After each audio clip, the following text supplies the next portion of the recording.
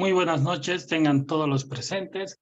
Vamos a dar inicio al webinar organizado por la Sociedad Boliviana de Ortopedia y Traumatología en su filial Cochabamba, con el tema de uso de espaciadores en infecciones de cadera, técnicas y resultados, a cargo del doctor Rogelio Reinalde, quien es especialista en cirugía de cadera. Actualmente trabaja en la Clínica Universitaria de Traumatología en la Universidad de la República. Es expresidente de la Sociedad de Ortopedia y Traumatología Uruguaya y exdirector del Instituto Nacional de Ortopedia y Traumatología. Bueno, muchísimas gracias por la invitación. Es un honor para mí en realidad estar con ustedes compartiendo esto, con ustedes y muchos amigos de ahí, de acá y de muchas partes de acá de Latinoamérica. La idea es hablarle de lo que hacemos en infecciones de cadera y fundamentalmente hablar de lo que son los espaciadores. Igual, antes de empezar, algunas palabras de lo que es el diagnóstico. Y el diagnóstico, uno se pregunta si con todo lo que ha hecho el consenso es más fácil, y realmente es más fácil teniendo en cuenta lo que son los diferentes elementos que uno usa para hacer el diagnóstico de infección. Pero a pesar de que están bastante claros los números para tratar de llegar a un diagnóstico correcto, hay un montón de grises en los cuales uno no sabe si el paciente está infectado o no está infectado, y por eso este otro grupo, que también tiene un grupo que es multinacional, plantea otros elementos para llegar a los criterios diagnósticos, pero este no es el tema de hoy. O sea que la mayoría de las veces uno puede llegar al diagnóstico, algunas veces puede descartar el diagnóstico y otras veces nos encontramos con una escala de grises que a veces no es fácil llegar a eso. Después que llegamos al diagnóstico, dividimos el diagnóstico en los diferentes tipos de infecciones, que es la aguda, la crónica, la hematógena y aquellas que tienen los cultivos positivos. Y de acuerdo a qué elemento tenemos en ese diagnóstico, es el tratamiento que vamos a hacer. Entonces, para empezar, le vamos a pedir que nos voten en qué le harían a este paciente. Este es un paciente sano, de 75 años, que hace un año le hicimos una prótesis total de cadera, que siempre tuvo dolor, nunca pudo dejar de usar el bastón, tiene una eritrosedimentación de 35, una PCR de 12, o sea que los dos valores están un poco altos. En la punción cultivamos un estafilo meticidino sensible y todos los componentes están firmes. O sea que infección confirmada, de un año de evolución y con un paciente con dolor y con esos valores. Entonces, mi pregunta a todo el auditorio, y vamos a intentar de votar, es, la primera opción es, se lo pasamos al infectólogo para que le haga antibiótico supresivo por un mínimo de 3 meses. Como tiene los implantes firmes, le hacemos un debridamiento con una retención y antibiótico prolongado. Le hacemos una revisión en un tiempo por ser un germen meticilino sensible, o le hacemos una revisión en 2 tiempos. Entonces le pedimos que voten una de las 4 opciones, así vemos cuál es la opción que les parece más correcta para este paciente. Esperamos unos minutitos, cuando Luther me diga.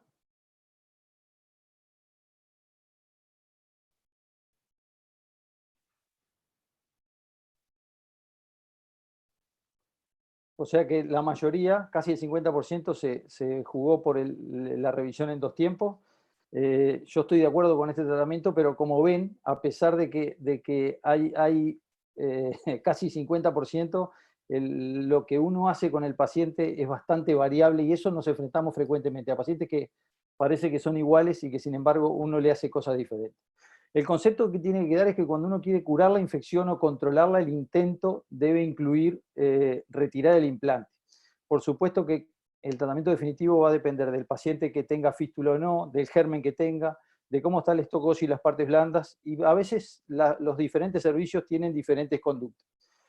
Tratar al paciente en un tiempo o en 2 tiempos, las diferencias que se han mostrado son muy pocas, y los resultados que uno lee siempre son muy buenos. O sea, todos los pacientes, todos los resultados que uno lee dicen que los resultados se acercan al 90%. Pero el paciente que tuvo una fístula, dolor, insatisfacción, mala calidad de vida, incluso riesgo de mortalidad, cuando uno llega al paciente y cuando llegan los resultados reales, ese 90% no es ni cerca de la verdad. Y si no, miremos este estudio que está hecho por el Medicare hace 2 años, donde sobre 7.000 pacientes operados a los cuales se les extrajo la prótesis, al año solo el 60% tenían el segundo tiempo, el 16% habían fallecido, 10% de reoperaciones, 6% de Girleston y 6% de muerte intrahospitalaria. O sea que ese 90% se cae bastante cuando uno evalúa realmente a los pacientes. Y esto es la realidad que uno le tiene que decir a los pacientes cuando trata una infección. De cada 3, en 2 se controla y en 1 no, y cada 4, 1 está muerto a los 5 años. Y este no es un detalle menor, porque el objetivo que uno persigue cuando uno trata una infección ya no es volverlo a su actividad previa, sino que el objetivo es controlar la infección, darle la mejor calidad posible y la mejor calidad de vida y por el mayor tiempo posible. Hablar de espaciadores nos obliga a hablar de lo que son las preguntas que se hicieron en el consenso, que las vamos a mencionar, y vamos a decir que todas, con una evidencia limitada o moderada, excepto la primera de todas, les vamos a mostrar cuáles son las respuestas y cuál es el porcentaje de consenso. No hay duda que los espaciadores articulados son mejores que otras opciones, que el recambio de espaciador cuando una infección persiste es el tratamiento de elección, que los espaciadores con cemento específico para la sensibilidad es la elección de la mayoría. Estos son los antibióticos que podemos usar, y esto no lo vamos a recalcar porque esto lo ven en todos los estudios que están publicados. No hay contraindicaciones para el uso de antibióticos en el cemento. Los drenajes se pueden usar igual, incluso con espaciador con antibiótico. El espaciador, usar la misma prótesis autoclavada, el consenso no fue tan fuerte, solo 82%. Nosotros usamos prótesis autoclavadas, pero no la misma que se saca en el momento de la infección, sino que las prótesis de revisiones previas las dejamos en una caja y las dejamos para hacer los espaciadores, no usamos la misma prótesis infectada autoclavada. Cuando un espaciador se luxa, si reducirlo o no, hay consenso en no reducir los espaciadores que están luxados, pero también es muy claro que hay poca tendencia a publicar las complicaciones que sufren los espaciadores. Las preguntas siguientes son en cuál es el tiempo óptimo para hacer el segundo tiempo o cuánto tiene que pasar, y en realidad no hay un consenso claro de cuándo hacer el segundo tiempo, y sobre si debe sacarse todo el cemento del fémur y debe sacarse cemento que está intrapélvico. El consenso tiene porcentajes variables sobre estas dos preguntas. La extracción de todos los componentes en infección, también hay consenso en que hay que sacarlos, pero no siempre lo vemos en los resultados que uno encuentra en la literatura. El uso del injerto es posible en un segundo tiempo sin riesgo. Todas estas preguntas tienen una evidencia moderada o limitada.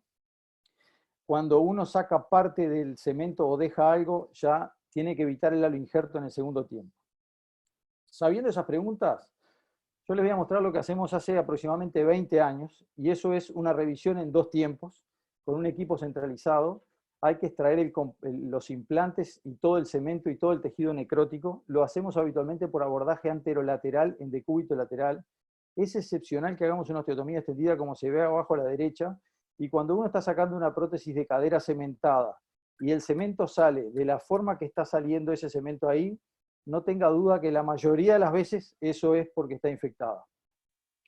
Wroblewski ya decíamos hace muchos años que el trabajo en la infección protésica no lo hacen los antibióticos, lo hace el cirujano. O sea que por más que nosotros le demos antibiótico, la cirugía del primer tiempo tiene que ser una cirugía oncológica.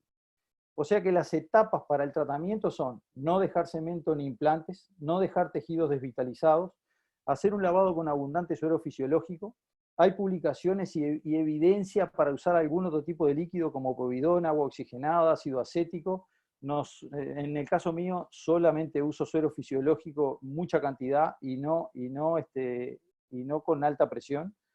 Y cuando está todo pronto nos cambiamos los guantes y preparamos el espaciador. ¿Cómo preparamos el espaciador? Usamos los anclajes que tenía la prótesis previa para hacer el cotilo, o sea, lo hacemos como si fuéramos a hacer un implante común y corriente. O sea, miramos que tenga algún anclaje, y si no tiene anclaje porque era una prótesis no cementada o porque era una artritis, hacemos algún anclaje para anclar el cemento, y lo hacemos de esta manera. Agarramos la bola de cemento, como ven ahí.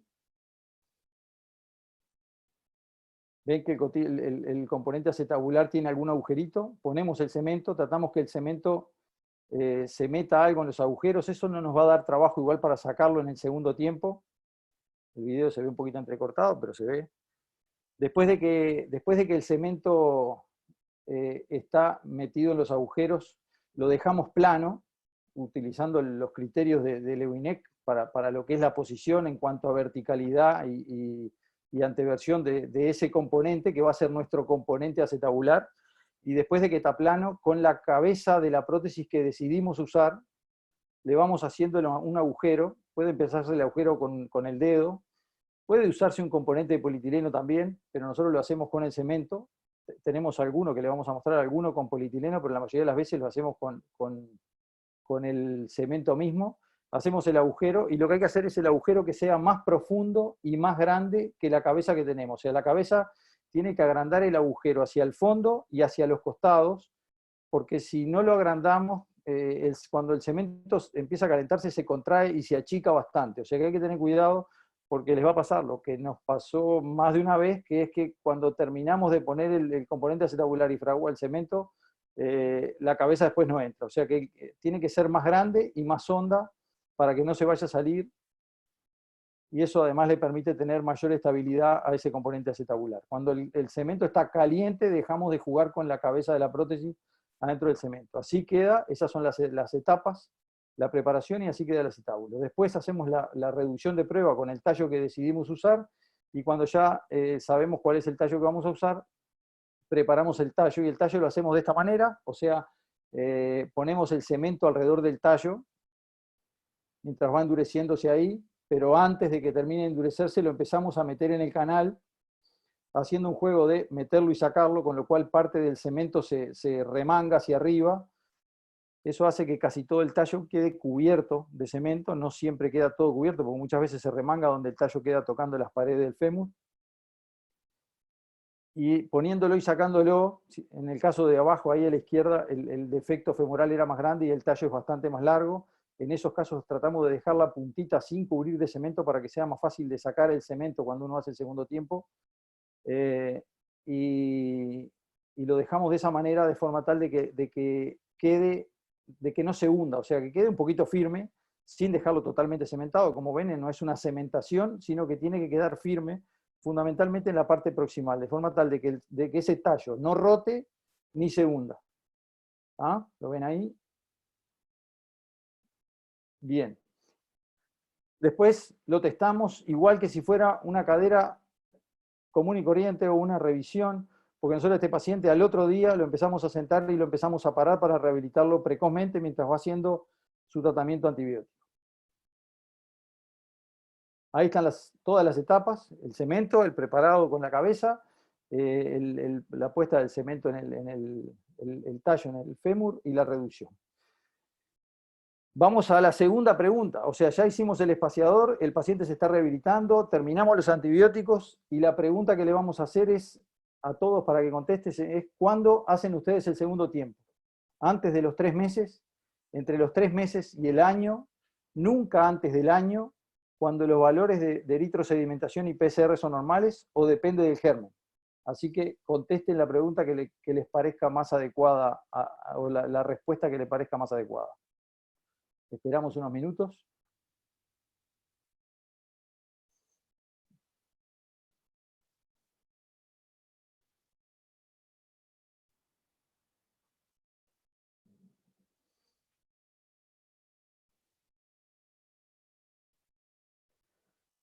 O sea que el 50% contestó que cuando los valores son normales. Hay un porcentaje que lo hace tempranamente, y hay otros porcentajes que ya lo hacen más después de los 6 meses. Nunca antes del año no contestó nadie, pero hoy la evidencia no es clara en cuanto a cuándo hay que hacer el segundo tiempo. Con respecto a esto, yo lo que les voy a mostrar es lo que hicimos durante los últimos 20 años. Este es un espaciador, así queda. Ahí ven la foto de cómo es el espaciador cuando uno lo saca, y ahí vemos un paciente que es diabético, que tenía 60 años y que tiene ese espaciador colocado 3 años después. Este trabajo lo publicamos en el 2012 con los primeros 50 casos, en los cuales dejamos el espaciador hasta que el paciente tenía problema, y de acuerdo a lo que nosotros tenemos, no hay ningún estudio publicado antes que este, pero publicado en una revista sin impacto osteoarticular, por llamar de alguna manera, en el cual los espaciadores se dejaban todo el tiempo que el paciente tuviera una buena calidad de vida antes de hacer el segundo tiempo. Después de esto salió algún trabajo en la revista argentina y hay algún trabajo que sale aislado con algún paciente que dejaron por diferentes motivos sin convertir.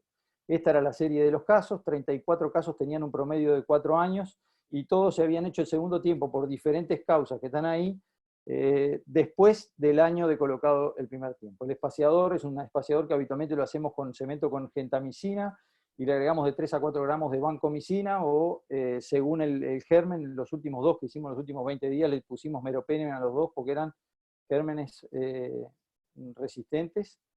El tipo de antibiótico está estudiado cuáles son los ideales.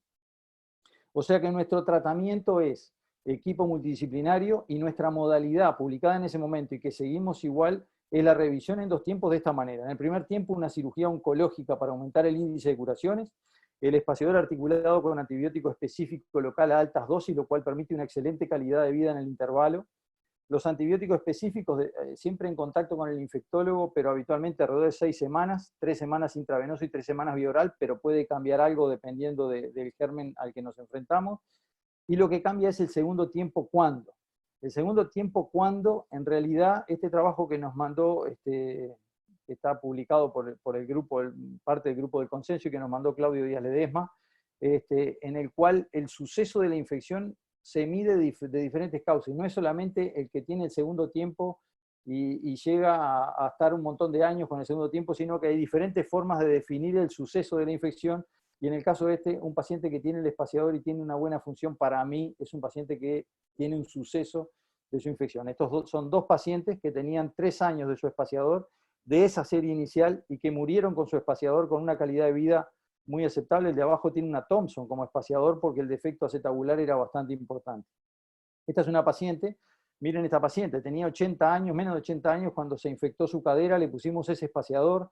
Tuvimos incluso una fractura periprotésica cuando le sacamos la prótesis, la fractura consolidó, y aquí la vemos, 8 años después, tiene 87, hoy lleva 10 años ya, y en realidad si no le pasa nada, ella no se le pasa por la cabeza pasar por una segunda cirugía con los riesgos que tiene la cirugía. Esta es una paciente que nos llegó luxada, llevaba 1 año luxada, caminaba apenas con un andador. Cuando fuimos a hacer la revisión la puncionamos antes y la punción cultivó, por lo que decidimos hacer una revisión en 2 tiempos. Hicimos el primer tiempo, y aquí la vemos, después del primer tiempo, cómo se reabsorbió el neocotilo. Y aquí la vemos caminando a los 2 años, camina normal, hace una vida normal, actualmente lleva 4 años, y hasta que ella no tenga problemas con su espaciador, no se le ocurre pasar por un segundo tiempo. Este es otro paciente que lleva 4 años y 4 meses. Acá vemos otro que fue una secuela con una osteoartritis post fractura de cuello fémur, ahí tiene el espaciador. Como ven, los espaciadores no todos quedan estéticamente agradables a la vista, pero el asunto es que sean funcionalmente útiles. El paciente sabe que tiene un provisorio, que en algún momento va a requerir un segundo tiempo, pero que no hay ningún apuro por hacérselo, excepto que tenga algún problema. Este es un paciente que es amigo de mi familia, que yo le puse un espaciador del lado derecho, y que hoy está en vías de revisión por su problema de su acetábulo, de su fémur izquierdo, que ya lleva como 15 años de operado. Este es un paciente muy joven que tenía una poliartritis reumatoidea, que se operó las 2 caderas hace más de 10 años y que se infectó precozmente la izquierda, y aquí lo ven con el espaciador, y lleva 8 años del espaciador y tiene una excelente calidad de vida con ese espaciador y tampoco piensa operarse esa cadera. Este es un paciente que me lo mandaron hace poco y que el paciente me dijo: doctor, usted me dijo que lo mejor que me podía pasar a mí era que no me viera ningún ortopedista. Así que vino 10 años y 10 meses después de su espaciador, sin bastón, y donde uno de sus problemas era su cadera derecha, pero la cadera del espaciador no le generaba ningún problema funcional y estaba muy bien. Esta es una paciente que es médica y es una amiga además, que se había operado en Exeter hace como 25 años, la había operado uno de los cirujanos de alto prestigio de Exeter. Le había hecho esta revisión que estaba fallida, pero que era de muy difícil resolución en el momento que nosotros la llegamos a ver, y que estábamos pensando qué hacerle. Había comunicación con el colega de Exeter, pero en un momento empezó con un dolor brusco del lado derecho, hizo una insuficiencia renal, y la punción fue positiva, por lo que decidimos poner un espaciador sobre un ilíaco que era plano, no tenía acetábulo, y decidimos pegarle una dosis de cemento al ilíaco y poner otra dosis de cemento para hacer para hacer el espaciador, el cotilo del espaciador, le pusimos el tallo del espaciador, quedó parte del cemento del tapón, y me llamó esta semana, y como me llamó esta semana, aproveché a decirle que tenía esta charla, y aquí la vemos. El espaciador de la derecha lleva 5 años de ese espaciador, llegó a tener una fractura periprotésica, pero yo me enteré un mes después de la derecha, y me llamó porque tuvo un accidente en el cual un auto le atropelló esta semana, y había quedado con mucho dolor del lado izquierdo. Y en realidad, a veces hay cirugías, yo siempre le digo a los residentes que a veces uno hace cirugías para los pacientes, y lo que tiene que evitar es hacer cirugías para los cirujanos. Sería muy lindo operar a esta paciente, que además es una amiga, y dejarla con una cadera perfecta y caminando normalmente, pero sabemos que eso es bastante difícil a pesar de tener implantes 3D que uno pueda ofrecerle una muy buena función. Ella me mandó el video hace un rato, y en realidad yo no sé si yo estoy capacitado para dejarla funcionalmente mejor que eso, y eso que me dijo que hoy estaba bastante dolorida por el accidente que tuvo hace pocos días. Así que es una paciente para que sigamos pensando qué hacer. Esta es una paciente que estaba en hemodiálisis y que apareció fistulizada 25 años después de una prótesis de cadera. A esta paciente sí le hicimos una osteotomía extendida para poder poner un tallo largo porque tenía un fémur bastante curvo por su luxación congénita. Y esta paciente se murió por su problema renal unos años después de este espaciador. Este es un paciente que tiene 62 años, mide casi 2 metros, pesaba 180 kilos y estuvo años sufriendo de sus caderas y no había forma de que adelgazara. Era un paciente gigante, no respetaba mucho los controles hasta que decidió hacerse una cirugía bariátrica para poder operarse. Se operó la cadera después de su cirugía bariátrica, un año después se operó, ahí lo vemos con la prótesis colocada, pero hizo una infección aguda que fue incontrolable y le pusimos este espaciador. Entonces acá vamos a hacer la segunda pregunta. Este paciente tiene 62 años, la última pregunta, 62 años, tiene un melanoma que está en control, lleva 10 meses de este espaciador, no tiene dolor, la eritrosedimentación y la PCR son normales, y me dijo: Rogelio, mi problema no es la cadera izquierda, el aparato ese que me pusiste anda bárbaro, pero por favor resolveme la cadera derecha. Entonces mi pregunta, que se las transmito a ustedes, es: ¿qué harían? La pregunta 1 es: no le operan ninguna y se lo mandan a algún enemigo conocido, le hacen el segundo tiempo de la izquierda y después le operan la derecha, o le operan la derecha con el antibiótico profiláctico al germen que tuvo en la izquierda y esperan a ver qué pasa. Espero sus respuestas para seguir.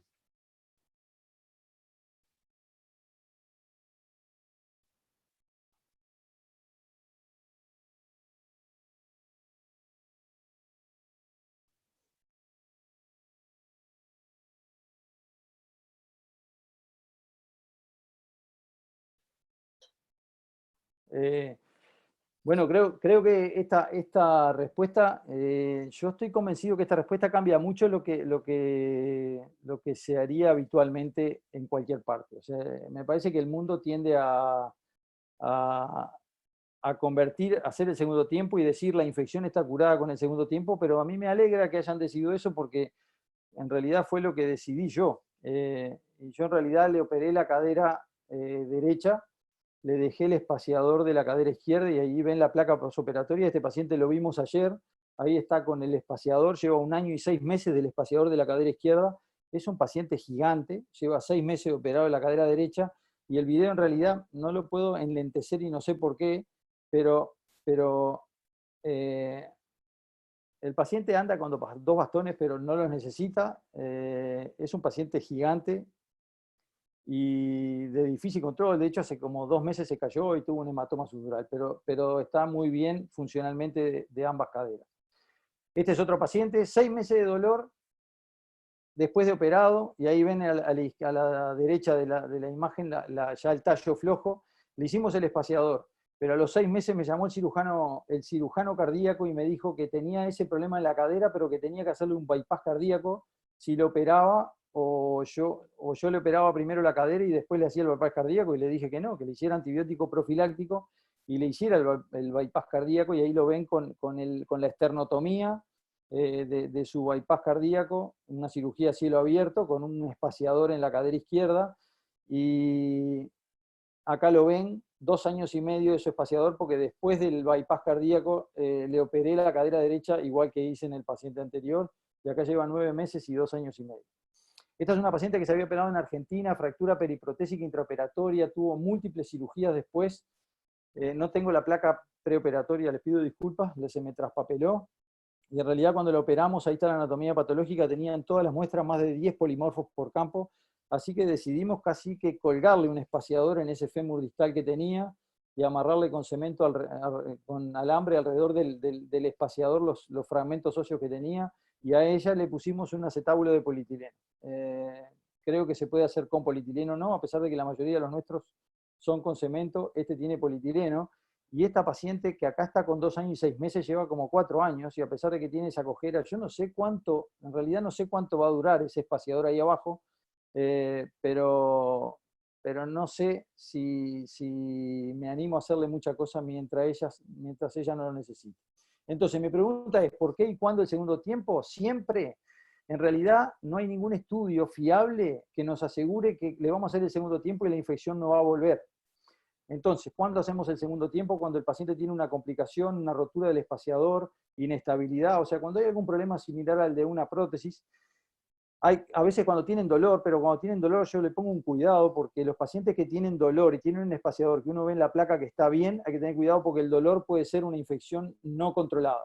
Y en algunos casos a veces por solicitud del paciente. Este es un paciente que llevaba 5 años de su espaciador, y como ven las imágenes radiológicas cambiaron, el espaciador, el tallo está más varo, no se justifica continuar la pérdida ósea, y entonces decidimos hacer el segundo tiempo.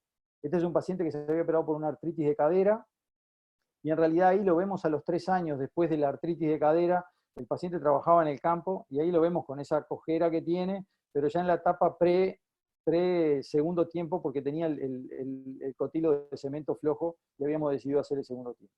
Este es un paciente que llevaba 7 años de espaciador, estaba muy bien hasta que en un momento empezó con mucho dolor, y en realidad la imagen no justificaba el dolor. Le hicimos el segundo tiempo, y este paciente se infectó en el segundo tiempo, y hoy en día está con un Wirleton, o sea que el dolor fue seguramente la reactivación de la infección. Este paciente, 68 años, se rompió el cotilo de cemento, y por eso le hicimos el segundo tiempo, y ahí lo vemos 3 años después de su segundo tiempo.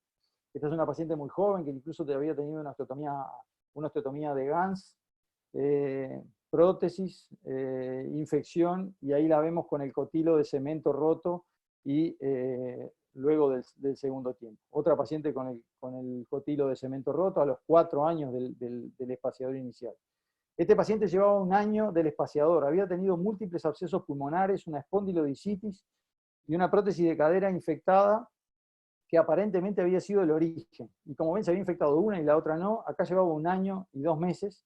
Trabajaba en el campo este hombre y dice que no. Además, con la cabeza no se le ocurre que alguien pueda hacerle el segundo tiempo, porque él no tiene nada. Él hace todo lo que él quiere hacer y no le duele nada.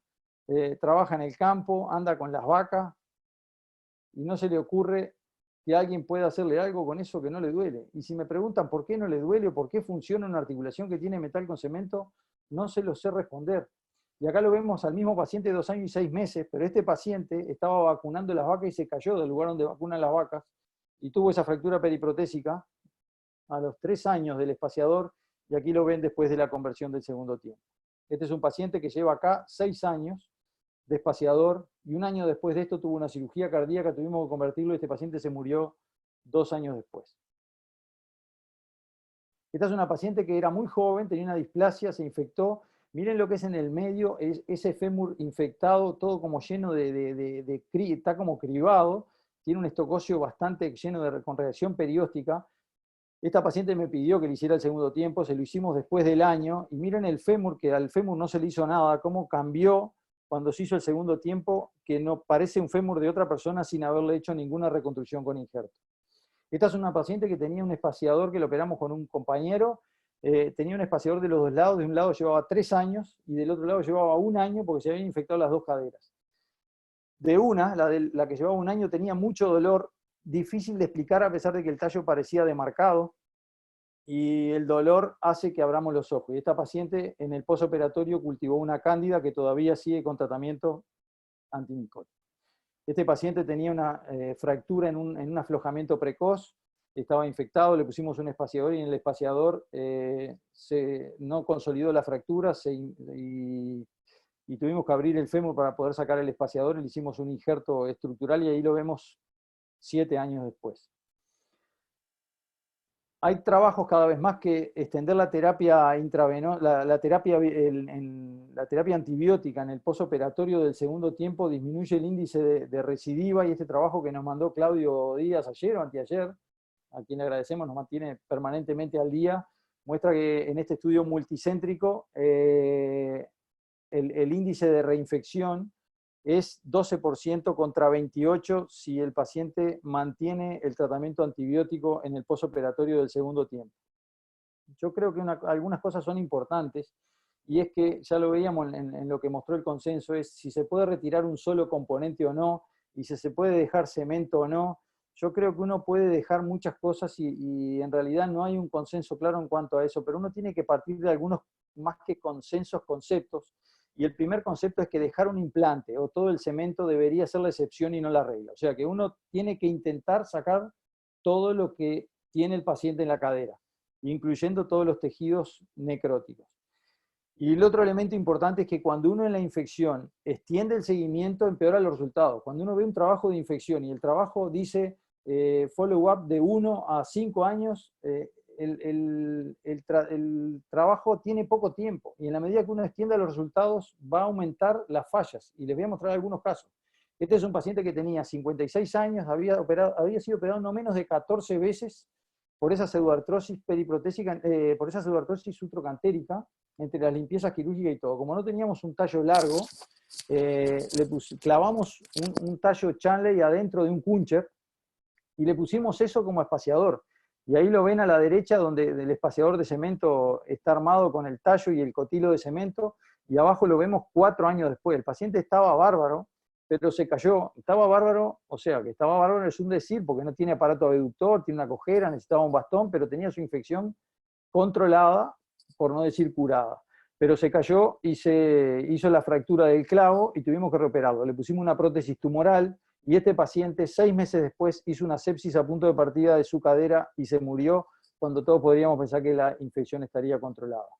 Esta es una paciente que también es de la primera serie, que cada año venía, y ella venía, doctor, no me va a filmar este año, y ahí la vemos al año, a los 6 años, a los 7 años, y después del último video de los 7 años, un día me llamaron un 24 de diciembre de mañana que tenían esta paciente séptica y que le dolía la cadera, y cuando la operamos le sacamos más de medio litro de pus de la cadera, y hoy está todavía con 90 años y tiene un Girlestone definitivo y está en una silla de ruedas. Esta es una paciente que tenía muy mal stop óseo cuando la operamos, tanto que se fragmentaba la cortical externa. Le pusimos el espaciador, la dejamos un tiempo sin apoyo, empezó a apoyar, a caminar, y andaba para todos lados y viajó por todo el mundo, y tenía ese espaciador que asustaba. Los pacientes yo los dejo hacer en la medida que toleran la mayoría de las cosas, pero me dijo, doctor, el aparatito que usted me puso anda bárbaro y me permite hacer de todo, es la señora que ven ahí bailando, pero lo que me duele es la cadera derecha, y como ya decidimos en consenso en esta charla, si le duele la cadera contralateral, lo que vamos a hacer es operarle la cadera contralateral. Le operamos la cadera contralateral, y aquí la ven, que quedó en varo, no quedó linda radiológicamente para mostrar, pero 6 meses después de esto, hizo un dolor brusco, sin caída, y como ven ahí, 6 meses después desapareció el fémur lateral, y tiene un tremendo pseudotumor intrapelviano que puncionado, se sacó pus, como ven ahí, y ese material purulento no tenía gérmenes, no tenía polimorfos, o sea que tenía pocos elementos infecciosos, tanto que pensé que podría ser un tumor, y sería el primero por la articulación de metal con cemento, esa articulación dura, pero no tenía tampoco iones metálicos en sangre.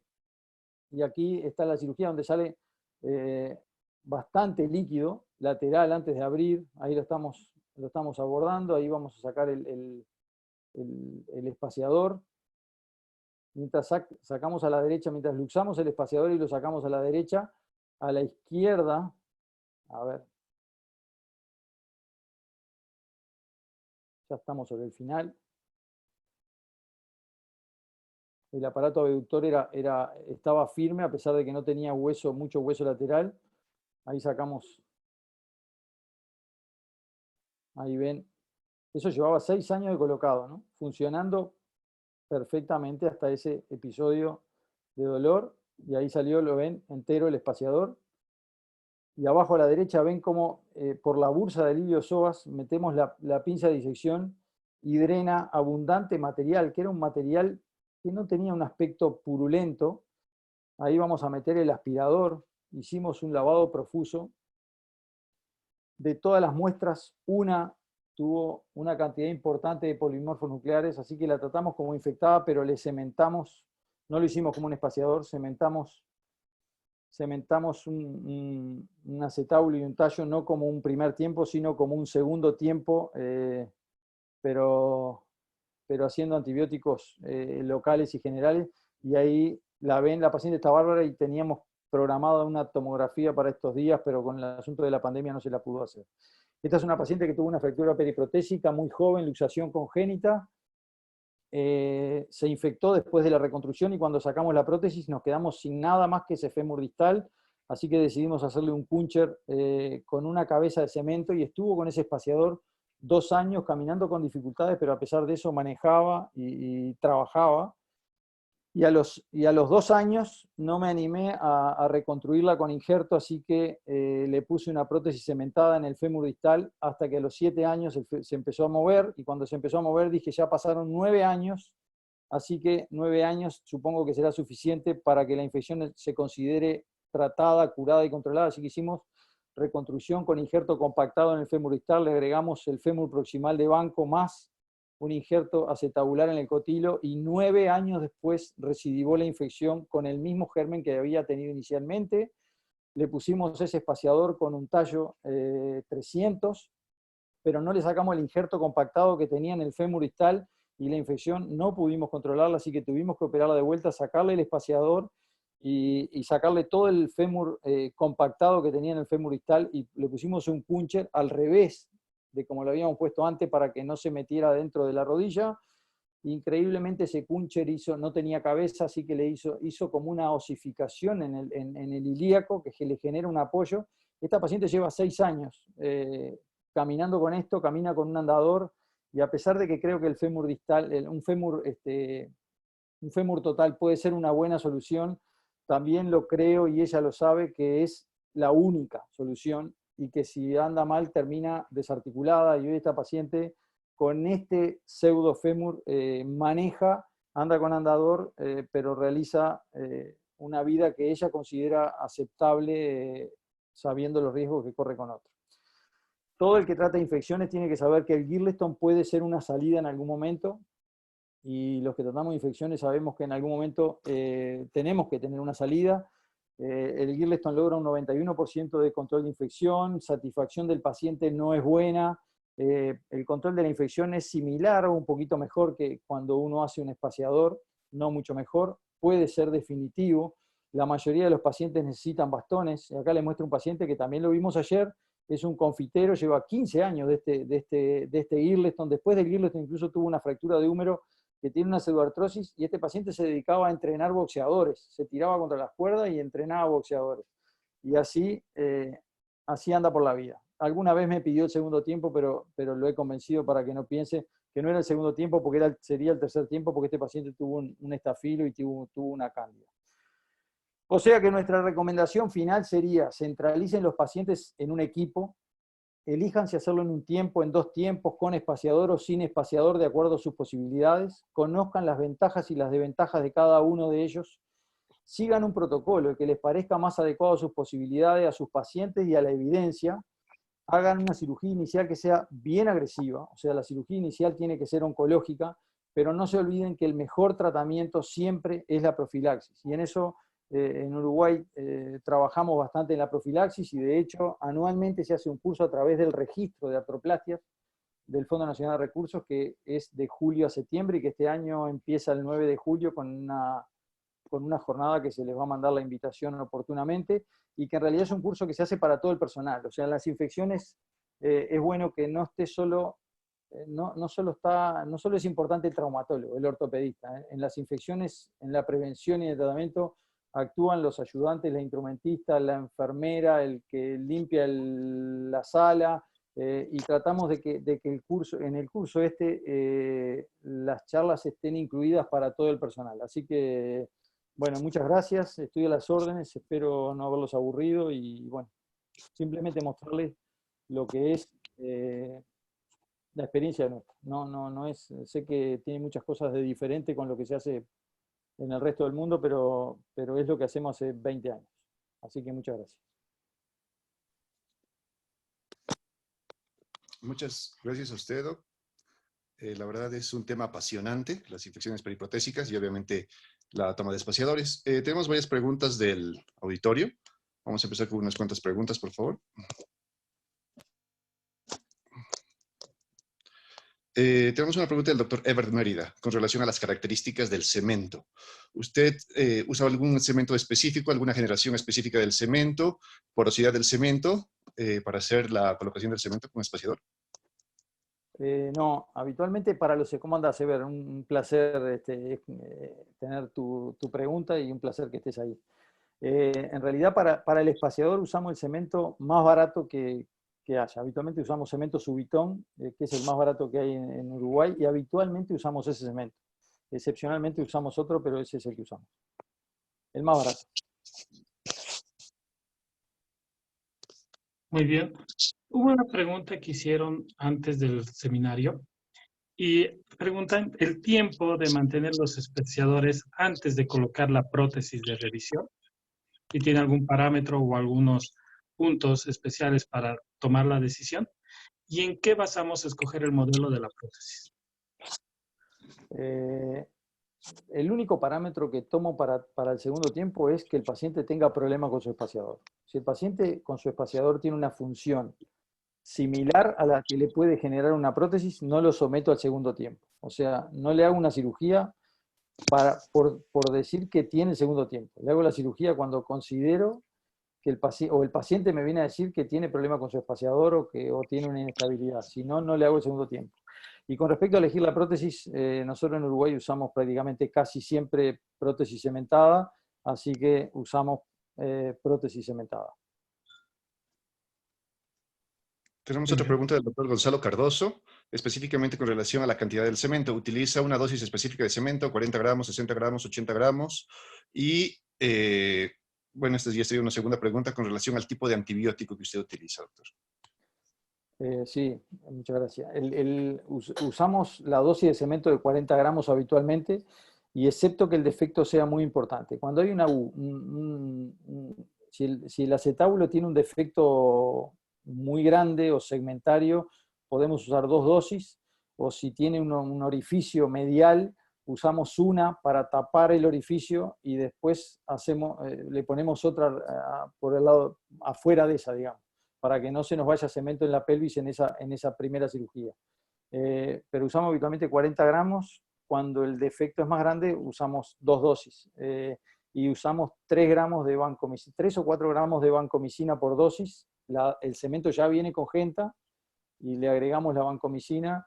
Si tenemos que agregar algún otro, lo agregamos. Habitualmente la vancomicina la usamos casi siempre junto con la gentamicina, y cuando hay un paciente que tenga un gram negativo o multiresistente, usamos meropenem, que es un germen que se puede usar, un antibiótico que se puede usar y que logra un buen control local también, y una buena concentración. Muy bien. En relación a la misma pregunta, ¿cuántos cultivos usted realiza en el intraoperatorio para corroborar? Nosotros trabajamos siempre con anatomopatólogo y bacteriólogo intraoperatorio. Yo diría que casi nunca, el mínimo son 3, pero habitualmente no mandamos menos de 5 muestras. O sea, mandamos líquido, en el cual se hacen las estearasas, todo es extemporáneo, o sea, todo lo hacemos en el momento, se hacen las estearasas, se manda cápsula, se manda tejido de las membranas del acetábulo y del fémur. Si hay algún sector que nos parezca dudoso, mandamos más, el patólogo nos dice hay algún sector que nos parece dudoso, buscamos de ese lugar y mandamos más de ese lugar. O sea que trabajamos con el patólogo y con el microbiólogo permanente en la sala, y en los últimos tiempos estamos mandando la sonicación de los implantes, pero todavía no tenemos evaluado los resultados de la sonicación. Pero sí tratamos de mandar, lo ideal es mínimo de 5 muestras. Muchas gracias, doctor. Tenemos otra pregunta del doctor Osvaldo Avendaño, del Perú. Previo al acto quirúrgico, ¿usted realiza habitualmente punciones articulares para toma de cultivos? Solo si pensamos que el paciente, o sea, o que los valores en sangre no son normales, o el paciente tiene una sospecha alta de infección a pesar de que los valores sean normales. Si no, incluso para el segundo tiempo no puncionamos todos los pacientes. O sea, si el paciente tiene valores normales y ya pasó un tiempo del espaciador, no siempre lo puncionamos. Puncionamos si los valores están altos o tenemos alta sospecha a pesar de que los valores estén bajos. Si no, no lo puncionamos. Muy bien. Hay una pregunta en relación a los tipos de espaciadores. Menciona el doctor René Aguirre que la mayoría son fabricados intraoperatoriamente en sus casos. Y si usted tuviera los casos de los espaciadores originales, cuando son de plásticos, ¿usted utiliza cementos para fijarlo o no? Nunca usamos espaciadores comerciales. Esto es gratis, o sea, un espaciador comercial en Uruguay nunca hubo y no creo que sea necesario. Creo que además es muy confortable, genera una articulación que realmente le permite al paciente tener una actividad muy, muy cercana a la normal. Y no tiene costo, o sea, es una prótesis reesterilizada de un tallo que se sacó de una revisión previa. No es ni siquiera el tallo que se sacó en el momento, sino tenemos una caja de los tallos que se sacan y tenemos un montón de tallos. O sea que es el costo del cemento y el antibiótico, ese es el costo del espaciador. O sea que el costo del espaciador es muy barato. Muy bien. Tenemos otra pregunta del doctor Cristian Soto. ¿Usted considera que todas las infecciones previas al año o posterior al año de la artroplastía están relacionadas con el acto quirúrgico o tiene alguna otra clasificación de agudas, subagudas, crónicas? Esa es una pregunta, es difícil la respuesta porque la evidencia es muy discutible. Antes del mes es seguro, entre el mes y los 3 meses es probable, y después de los 3 meses ya se aleja de lo que puede ser el procedimiento quirúrgico. Pero es indudable que dentro del año estarían consideradas como con un vínculo, por lo menos, si no es directo o indirecto. Pero yo diría que para que uno diga que están relacionadas directamente, o hubo algún episodio posoperatorio inmediato que nos acerca a ese diagnóstico, o tiene que ser más cercana. No todas las que están en el año, no todas son vinculadas directamente al acto operatorio. El doctor Agustín Mata pregunta si usted tiene alguna revisión en casos de revisiones en un primer tiempo, después de 3 meses, después del primer mes posoperatorio. ¿Tiene alguna casuística? Primero, o sea, cirugía. Revisión en un solo tiempo, después del primer mes posoperatorio. Casi nunca, yo diría que es excepcional que haga una revisión en un tiempo. Habitualmente hago una revisión en 2 tiempos. Porque si la hago en un tiempo, nosotros que usamos prótesis cementada, la revisión en un tiempo, sacar todo el cemento y hacer una cementación de nuevo, por más que los resultados publicados son buenos, todos sabemos que de cada 10 a 1 o a 2 le va a ir mal. Y otra vez volver a sacar una prótesis bien cementada es un problema. Si yo le hago una revisión en 2 tiempos, le pongo un espaciador, y sacar ese espaciador, como vieron, es bastante sencillo. Entonces hago el espaciador y según la evolución lo dejo el tiempo que sea necesario, o se lo saco si tiene una mala evolución, o si le tengo que cambiar el espaciador. Y es raro que dentro del primer mes o primer mes y poco, si el tallo está flojo, está firme, le hacemos un debridamiento. Si está flojo como ese que mostré, o que la infección ya se hizo un debridamiento y no se controló, yo no soy de hacer muchos debridamientos, haría uno, eventualmente dos, pero si no evoluciona bien, no importa si lleva un mes y medio o dos de la cirugía, si no evoluciona bien con uno o dos debridamientos, ya pasamos a la extracción de la prótesis y al primer tiempo del espaciador, y después se ve cuándo el segundo tiempo. Gracias. Tenemos otra pregunta del doctor Nelson Mariña, de Venezuela. ¿Nos podría dar tips y técnicas específicas o instrumental específico que usted utiliza para el retiro de cemento en el retiro de prótesis cementadas, doctor? Infectadas, obviamente. Sí, el retiro del cemento, nosotros tenemos Uruguay tiene 5 centros de prótesis, y todos los centros tienen el material, digo, sin nombrar, el material de extracción de cemento de las empresas. Yo creo que el material de Link, sin nombrar, no tengo ningún conflicto de interés, probablemente sea el mejor material para extraer cemento, pero usamos material de Johnson & Johnson.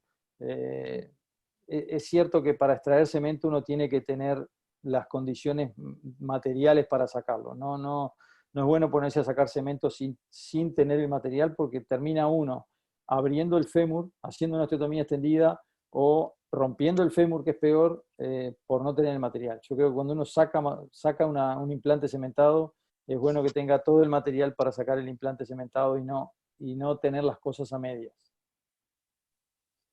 Excelente. En cuanto a ese mismo aspecto, perdón, ¿en qué porcentaje utiliza osteotomías extendidas para el retiro de cemento en prótesis infectadas? Casi nunca. Casi nunca. O sea, si decidí inicialmente hacer un Girleston definitivo, que es raro, probablemente le haga una osteotomía extendida, porque pienso que la cirugía es mucho más corta y en 45 minutos uno puede sacar una prótesis cementada una hora con una osteotomía extendida. Si voy a hacer un primer tiempo, casi nunca hago una osteotomía extendida. Incluso a veces prefiero, a pesar de que va contra los conceptos, dejar un tapón de cemento que está firme y no hacer una osteotomía extendida, por lo menos una primera etapa. Y si tengo que decirle al paciente, le digo que le dejé una punta de cemento, porque destruir el fémur era peor que dejárselo, y si no evoluciona bien, sí, se lo saco, si no, no. No hago osteotomía extendida, trato de no hacerlo. Gracias, doctor. Quisiera compartir la misma pregunta al doctor Eber Mérida, que tenemos aquí como panelista. Doctor Mérida, la experiencia en el retiro de cemento, que creo que es algo que a todos nos cuesta. ¿Algunas técnicas o trucos que usted tenga? Está sin audio, déjeme un momento activarlo, por favor. Ya. Rogelio, buenas noches. Un placer, Eber. Buenas noches a todos, un placer. Una cosa que debo reconocer es que la persona que más experiencia tiene en cementados, yo creo que en América Latina, es Rogelio. Sin lugar a dudas, no conozco otra persona con mayor experiencia de cementos. Yo uso cementos, pero Rogelio es sin lugar a dudas una autoridad en cemento.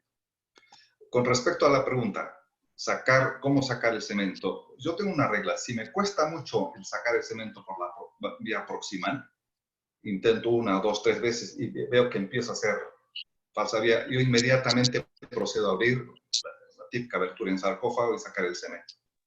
Pero si con los ganchos puedo y veo que se está moviendo el cemento, sí, no tengo mayor problema en sacar arriba. Pero sí, yo en la mayoría de las veces prefiero hacer la osteotomía para quitar todo el cemento, porque a veces el cemento está bien fijado a las paredes. Pero como estamos hablando de prótesis infectada, la probabilidad de que el cemento salga completo es altísima. Entonces, en una cadera, cuando esté infectada, yo creo que la mayor probabilidad de hacer extracción de cemento va a ser por la parte proximal, y no es necesario hacer un tapón. Y si tiene un tapón y cuesta mucho, yo prefiero hacer una ventanita distal chiquita, sacar el tapón, ya. Estoy de acuerdo, Eber. Yo lo hacía. En los últimos tiempos, cada vez hago menos ventanas para sacar el tapón. Si tengo un tapón firme, muchas veces lo dejo. Y sé que va en contra de muchas cosas, pero muchas veces lo dejo, porque si tengo que entrar de nuevo y sacarlo, le haré la ventana. Pero en la primera etapa Si lo tengo que dejar, si está muy firme, intento, ¿no? Intento. Pero si está muy firme, en una primera etapa, no lo saco. Yo tengo una pregunta. ¿Qué diferencia encuentras en tu gran experiencia, Rogelio, de usar de hecho le había preguntado por escrito, los espaciadores de fábrica versus los que haces tú artesanalmente? ¿Cuál es la diferencia que encuentras en facilidad de colocar, mejor difusión del antibiótico, etcétera? No sé si encuentras alguna diferencia. En realidad nunca usamos acá espaciadores conformados previamente, ¿no? Nunca hubo acá. Eran altamente costosos cuando empezaron. Y Sí, igual que nosotros una prótesis. Claro, Sí. nosotros ya hacíamos esto, es muy barato y en realidad nos generaba un confort a nosotros, pero fundamentalmente al paciente, porque en realidad a veces es difícil armar el acetábulo y que no se desarme o que no se salga en el posoperatorio. Uno va aprendiendo a perder, pero creo, a pesar de eso, me parece que es muy confortable para un paciente verlo andar con un espaciador de esto, que es casi como tener una prótesis. Yo lo que me pregunto siempre es, porque lo decía hoy, ¿por qué funciona una articulación metal-cemento? No lo sé. ¿Por qué funciona un tallo que está flojo? No lo sé, sin dolor. Son esas cosas que a veces uno no entiende por qué uno tiene un espaciador que deja medio flojo 5 años, 8 años, y el paciente no sufre, no pierde stock óseo, y uno tiene un tallo que apenas se está moviendo y tiene mucho dolor y tiene que revisarlo. Esas son las cosas que a veces no son fáciles de explicar, pero bueno. Hay una especie de respuesta para eso, porque nosotros cuando colocamos una prótesis, medimos rango de movimiento, movilidad, funcionalidad, pero nos olvidamos preguntar el grado de satisfacción del paciente. Y esto debe ocurrir, a ti te debe ocurrir, Rogelio. Pones una prótesis que técnicamente, según tú, quedó al 100%, pero el paciente no está satisfecho. En cambio, pones otras prótesis y dices, creo que me fue mal, y el paciente está satisfecho. Esa es otra cosa, el grado de satisfacción del paciente. Quizá esto tenga un poco que ver con un paciente que tenía una cadera infectada, con dolor, limitación en la movilidad, le pones una prótesis tipo espaciador, le mejora la movilidad, no es la gran cosa que tenía, pero su grado de satisfacción es alta.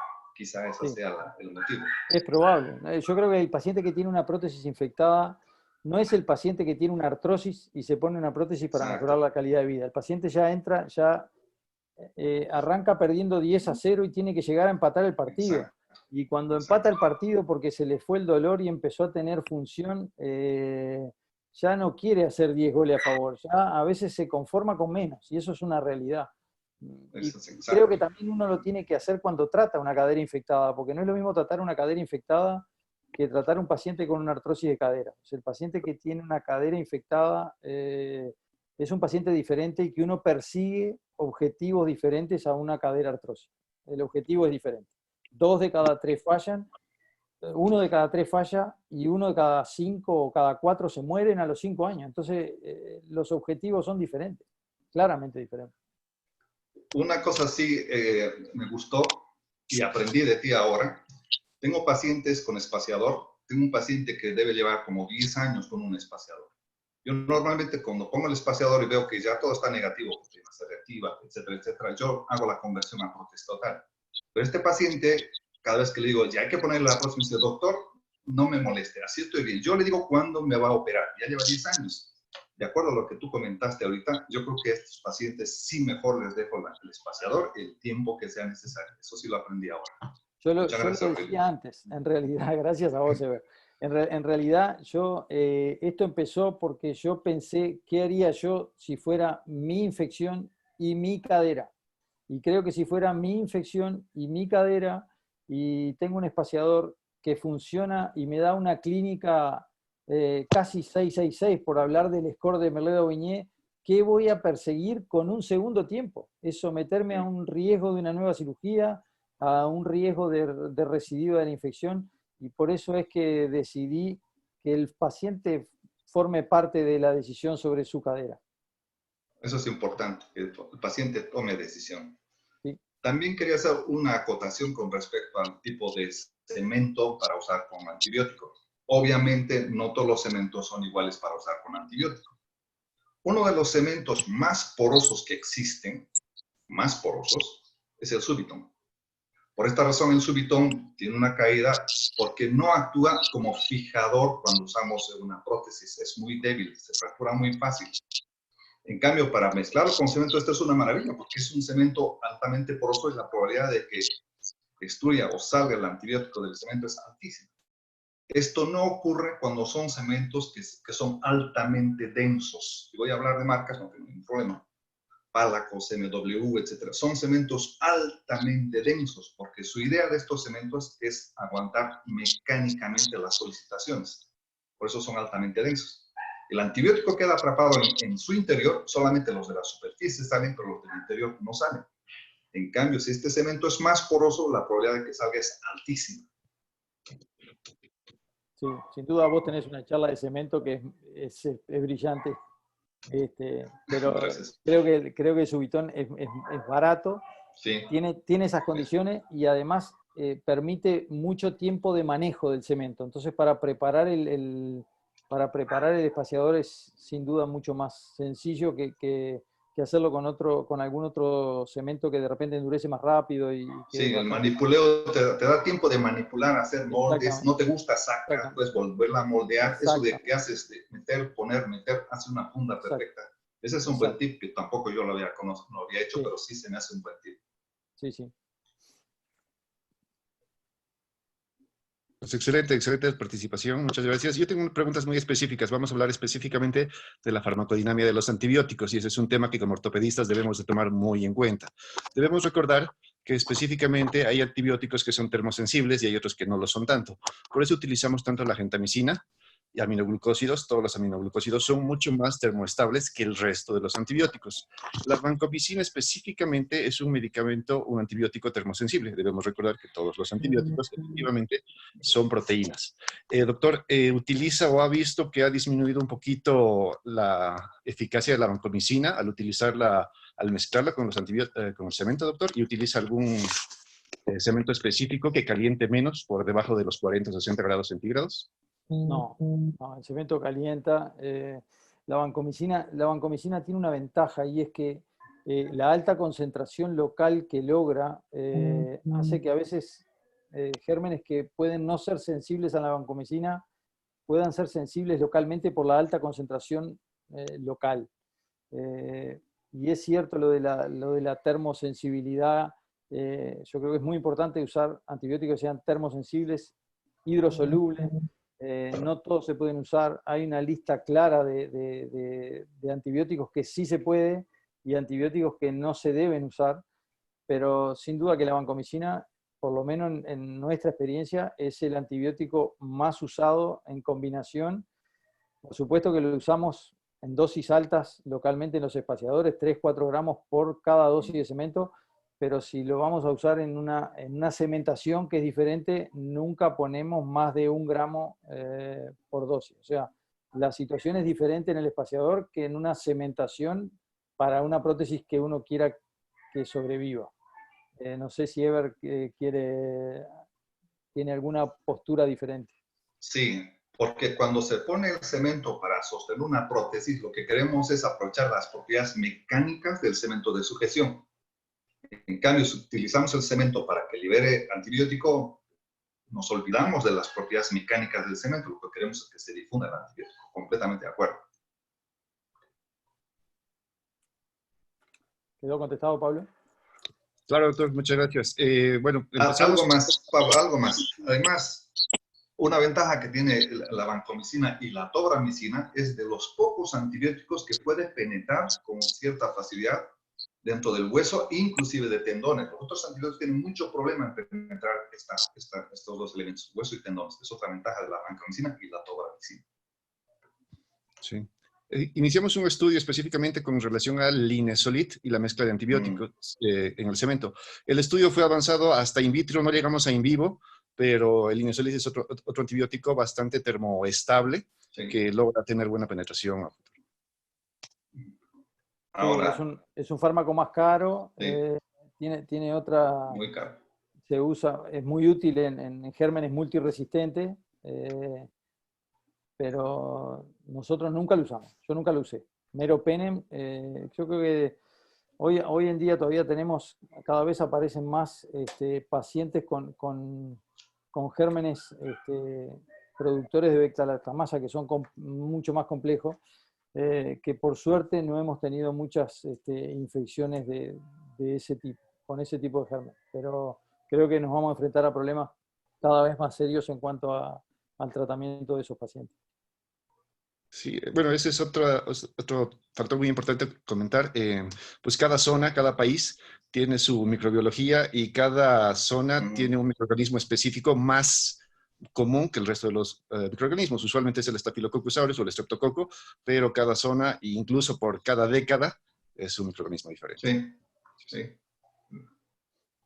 Que es un criterio para seleccionar el antibiótico profiláctico en una cirugía también. De forma empírica, completamente de acuerdo. Sí. Exacto. Bueno, muchas gracias a todos los participantes. Un gusto, ha sido una de las mejores charlas de infecciones periprotésicas. Muchas gracias a todos. Doctor Luther.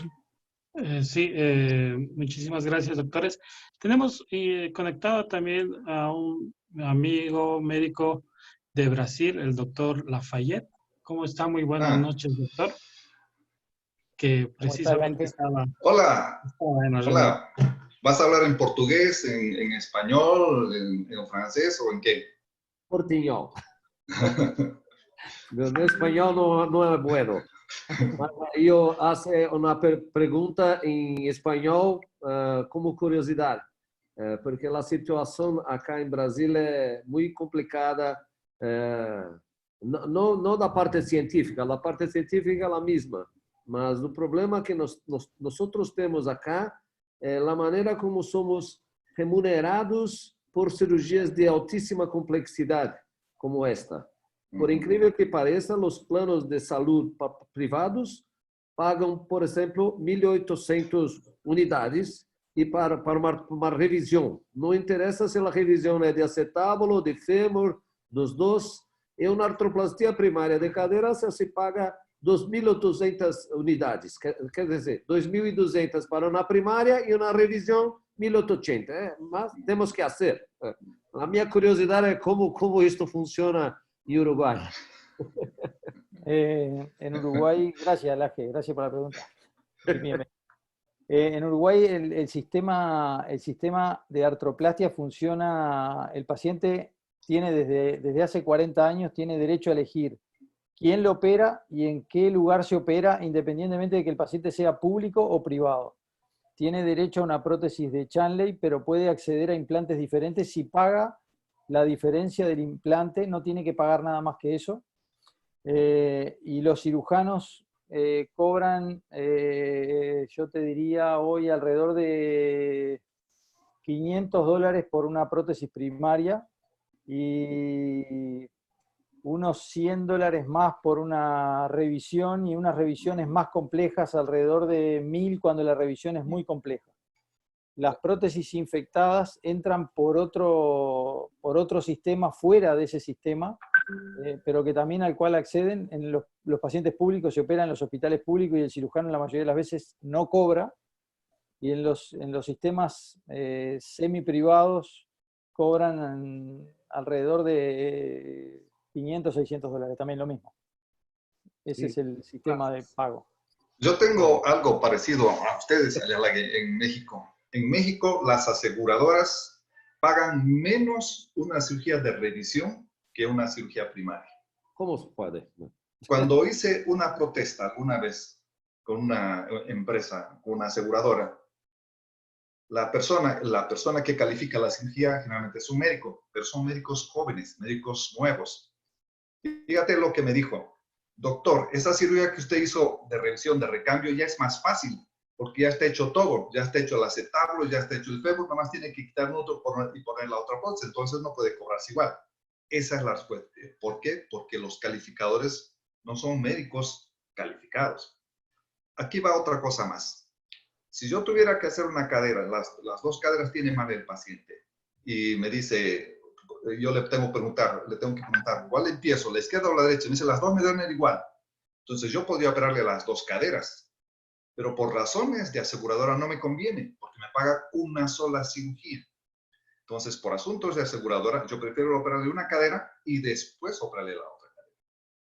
Ahora, inclusive en situaciones de revisiones de caderas, esto es totalmente ajeno a infecciones, cuando hay que hacer una revisión de cadera, muchos colegas lo que hacen es un primer tiempo para sacar todo lo que es la cadera aflojada y todo, y se espera unos 15, 20 días para hacer otro evento y poder cobrar el doble, precisamente por el problema que tenemos con las aseguradoras, que yo creo que es el mismo problema que también tienen allá en Brasil. Nossa, e aqui outro problema, quando se hace bilateral, a segunda cadeira num tempo só, a segunda cadeira paga 70% da primeira. No conviene. Agora, os anestesiólogos chegam a receber 75% do honorário. Se o honorário do cirurgião é 100, o do anestesiólogo é 70, 75. Mucha diferencia. Penso que deveríamos nos unir na América Latina e rediscutir isto é um assunto muito sério, porque os anestesiólogos recebem muito comparado a toda a nossa responsabilidade. Bom, que diste uma ideia. Há que fazer um Zoom nomás para protestar sobre esta situação. Exato. Mas, Rogério, a melhor palestra aprendi demais hoje. Sí, anda Rogelio por ahí. 9 anos, espetacular. Muchas gracias, Lafi. Muchas gracias. Muchas gracias. Rogelio, muchísimas felicitaciones, como siempre, muy interesantes tus pláticas, se te aprende algo todo el tiempo. Un placer, Rogelio. Un placer también a todos ustedes, Luther, Pablo, placer saludar a todas las personas. A ustedes, doctores, muchas gracias. Quisiera hacerles una última pregunta antes de despedirnos. Sí. ¿Cuándo se decide la Gillestone? Doctor Rey. Si le preguntas a la mayoría de los cirujanos te van a decir nunca. En realidad el nunca y el siempre no existe nunca. Yo hago un Gillestone cuando si el paciente falla 2 espaciadores, hago un Gillestone y después veo si se puede convertir o no, pero paso por la etapa de Gillestone después de 2 espaciadores fallidos para el control de infección. Y a veces en algunos pacientes que tienen muy mal estocóseo, o asocian muy mal estocóseo, mal estado general, insuficientes renales. A veces, en algunos casos como eso, prefiero intentar hacer una sola cirugía y que esa cirugía dé la solución a su cadera. Después veremos, y que no comprometa el riesgo de vida o lo menos posible, evitarle nueva cirugía. Es lo más raro, no es frecuente. Ok, doctor Rey. Doctor Mérida, ¿cuándo decide hacer Gillestone? Cuando me doy cuenta que no es salvable la cadera. Uno se puede dar perfectamente bien cuenta cuando una cadera ya no es salvable. Ya Rogelio lo dijo, no hay stock óseo, es mucha pérdida, el paciente tiene muchos factores secundarios, cardiópata, hipertenso, infección renal, etc.